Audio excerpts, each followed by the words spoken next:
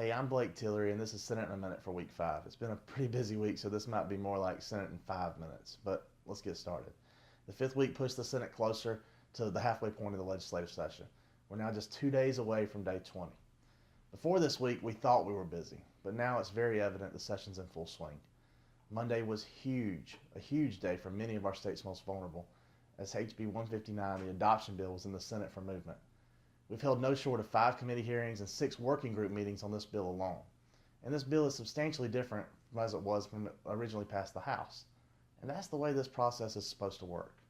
In the end, however, we all agree this bill was meant to help Georgia families solve Georgia's problem of finding permanent, loving homes for 14,000 children in foster care across our state. And it does just that. One of the compromises we were able to come to with the House concerning the age at which someone could adopt. Currently, someone in Georgia has to be at least 25 years old. However, the House suggested lowering that age to 21. We were able to agree that adoption for single adults should probably remain at 25, but when someone's adopting someone already in their family, maybe the age of 21 was a better option. Another compromise concerning reaching a revocation period for the surrender of parental rights. The House wanted to allow a revocation period of this 10-day period anytime after 24 hours of birth. It's kind of confusing, I know, but think of it as a double negative or a waiver of a waiver.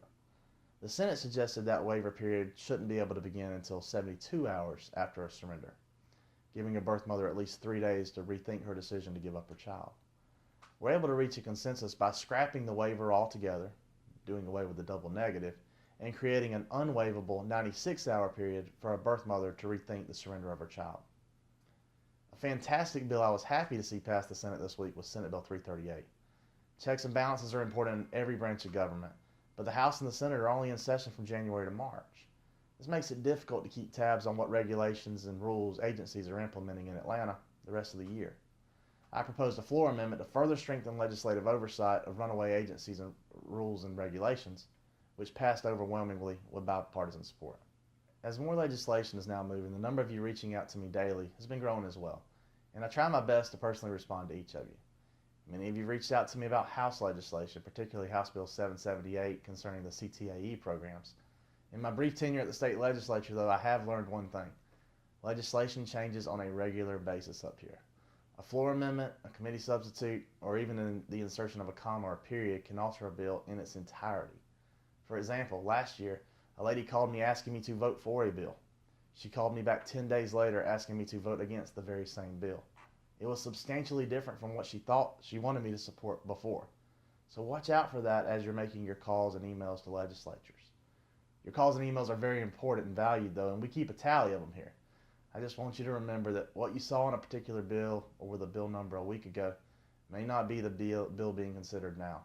And suffice it to say with reasonable certainty, what you see in one chamber will very likely be incredibly different when it reaches the other. At my last check, there had been 853 bills filed in the House and 390 filed in the Senate, just this session.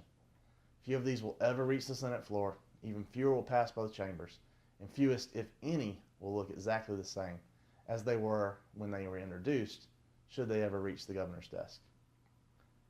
Our community also experienced a great loss this week. Telfair County Commissioner author Skip Moore passed away unexpectedly Wednesday morning.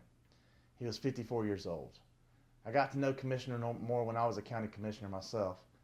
I'll miss his friendship, and our hearts go out to his wife Virginia and his family.